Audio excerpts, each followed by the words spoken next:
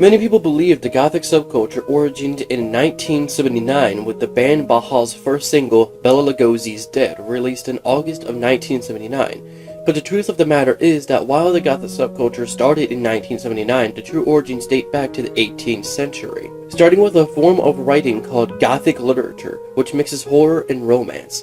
The first example of Gothic literature came from the author Horace Walpole and his 1764 novel, The Castle of Otranto, being followed by Washington Irving's novel, The Legend of Sleepy Hollow, published in 1820. Washington Irving wrote this story while he was living in England and was based on popular tales told by colonial Dutch settlers of New York's Hudson River Valley. The Legend of Sleepy Hollow would be remade into a film in 1922, 1949 with Disney's The Adventure of Ichabod and Mr. Toad, being readapted in 1980 and once more in 1999 by Tim Burton. These stories and writers influenced many famous authors we know today, with the biggest examples being Edgar Allan Poe, e.t.a. Hoffman, Baudelaire, and Lovecraft, who created the story of Cthulhu. Later on, the Gothic literature would inspire 1960s TV series like The Addams Family and The Munsters. However, all this gets pulled together after Bela Lugosi's take on Dracula, which inspired Baha to create the famous single Bela Lugosi's Dead, which started the Gothic subculture. While there are many goths in the United States of America, the subculture is more popular in Western Europe, with many festivals in Germany such as Wave Gothic Treffen and Mir Lunen. The event called Loomis Gothic Festival, or simply known as Loomis, is the largest festival dedicated to the Gothic subculture in Finland. The biggest Gothic event in the Ukraine is Dete Noche Tornaroda, translated to Children of the Night. The event, Ghoul School, and Release the Bats are intended to promote death rock and are usually visited by fans from many countries.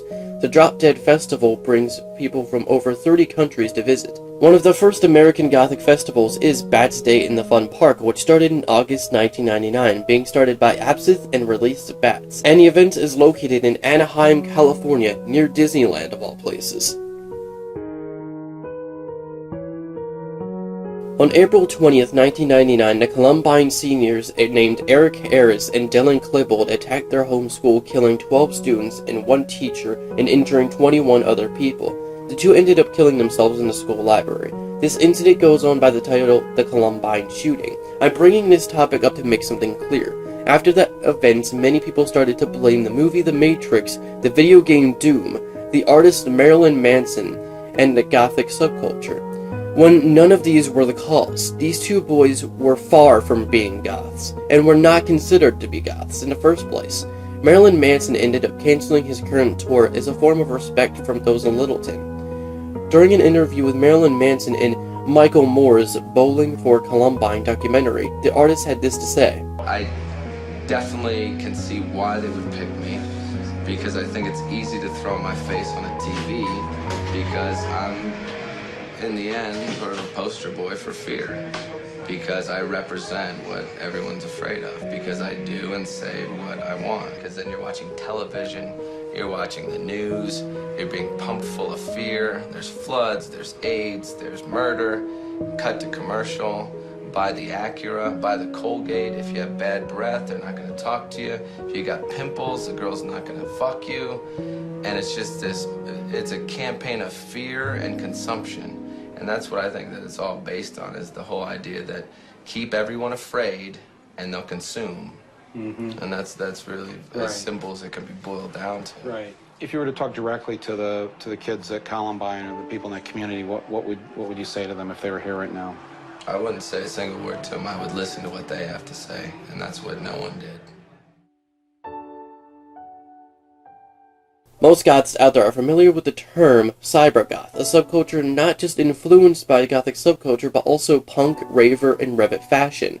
Cybergoths often listen to more electronic dance music than rock or metal. The term Cybergoth came from the role-playing game Dark Future by Games Workshop in the United Kingdom during the year of 1988. However, the subculture would not come into physical form until a decade later. Fashion historian Valerie Vanstock-Steele, who quotes Julia Borden, describes cybergoths as a subculture that combines elements from industrial aesthetics and gravers, better known as Gothic ravers. This combination of New York and London styles began in 1999. Julia Borden felt that the hair extensions and fishnets did not go well with the Gothic style. These elements were replaced by industrial-influenced accessories, such as goggles, reflective clothing, and mostly black clothing. Valerie Steele summarized with, "Today cybergoths tend to wear more primordial black clothing with hints of neon colors, as well as clothing made of reflective materials in PVC and huge platform boots. The hair extensions or falls often incorporate a bright color and multiple piercings are typical. Goggles are often worn. Some cybergoths also wear masks or, in what appears to be some kind of a medical fetish, shiny PVC doctor's mask. There are many goths on YouTube who make videos on music, fashion, and especially the Gothic subculture. The best known Gothic YouTubers are as listed: Kaz Loves Bats, Leah Mouse, Graveyard Girl, Adora Bat Brat, Sebastian Columbine, It's Black Friday, and of course I also have videos about the Gothic subculture on both of my channels, Gothic Slenderman, which currently has over 10,000 subscribers, and Gothic Static, which has almost 200 after being just opened. Thank you guys so much. Gothic architects starting in France during the 12th century and spread throughout Western Europe throughout the 15th century and some additional locations during the 16th century.